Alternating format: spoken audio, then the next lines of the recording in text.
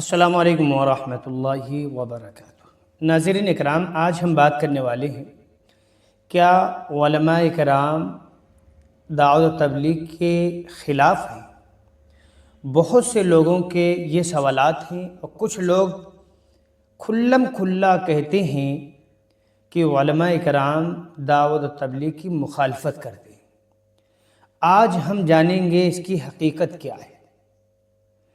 ناظرین اکرام، ہم آپ کو بتا دیں، دارالعلوم دیوبند رہے یا مظاہر العلوم سہارنپور رہے، شاہی مراد آباد رہے یا جامع مسجد امروہہ رہے یا دارالعلوم ندوۃ العلماء لکھنؤ رہے، اس کے علاوہ جتنے بھی مدارس ہیں اور جتنے بھی علماء کرام ہیں، کوئی بھی عالم دعوت و تبلیغ کے خلاف نہیں ہے۔ بس کچھ بات یہ ہے کہ دعوت و تبلیغ کے جو ساتھی ہیں، ان کی کچھ غلطی کی وجہ سے وہ ان پر روک اور ٹوک لگاتے ہیں،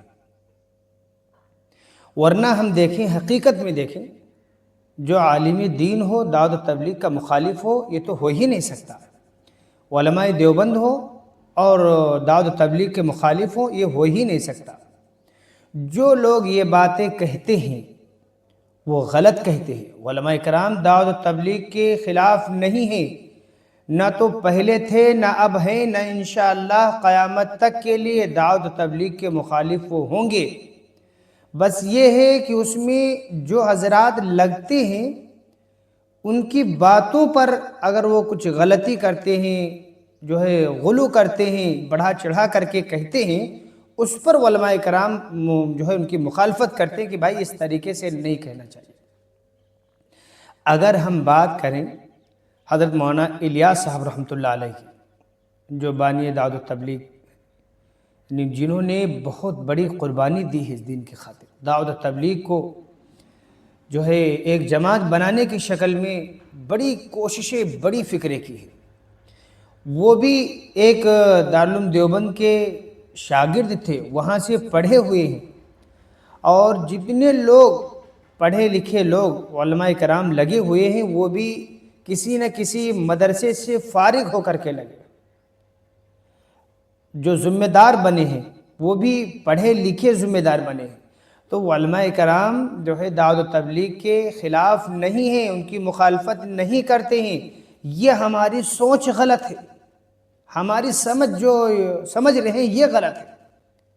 علماء نہیں مخالف ہیں، کام کرنے والے بعض مرتبہ کچھ احباب ایسے ہوتے ہیں کہ اتنا زیادہ غلو کرتے ہیں جس کی کوئی مثال نہیں ہوتی۔ جیسے تشکیل کے وقت میں کبھی کبھی ایسی باتیں بھی آتی ہیں کہ اگر وقت نہیں لگائے تو ایمان والے نہیں ہوں گے۔ ایسا نہیں بھائی، اللہ کے راستے میں نکلیں گے تو اس سے ایمان بڑھے گا، کیونکہ دن رات اللہ اللہ جب کہیں گے تو بہرحال اللہ کی محبت، اللہ کی عظمت، اللہ کا ڈر، اللہ کا خوف دلوں میں بیٹھے گا، ایمان بڑھے گا، یہ تو ضرور ہے۔ لیکن کہو کہ بھائی جماعت میں وقت نہیں لگائے تو مسلمان نہیں ہو سکتے، تو یہ غلط بات ہے۔ اسی طرح کچھ باتیں ایسی ہوتی ہیں جو دعوت و تبلیغ کے ساتھی ان کو علم نہیں ہوتا ہے، معلوم نہیں ہوتا ہے، وہ اگر کہہ دیتے ہیں تو ان کے کہنے کی وجہ سے ایسا نہیں کہ ہم دعوت و تبلیغ کے کام کو چھوڑ دیں گے۔ اگر ہم دعوت و تبلیغ کے کام کو چھوڑ دیے پھر عوام تو عوام ہی ہے، پھر اس کا کیا حل ہوگا؟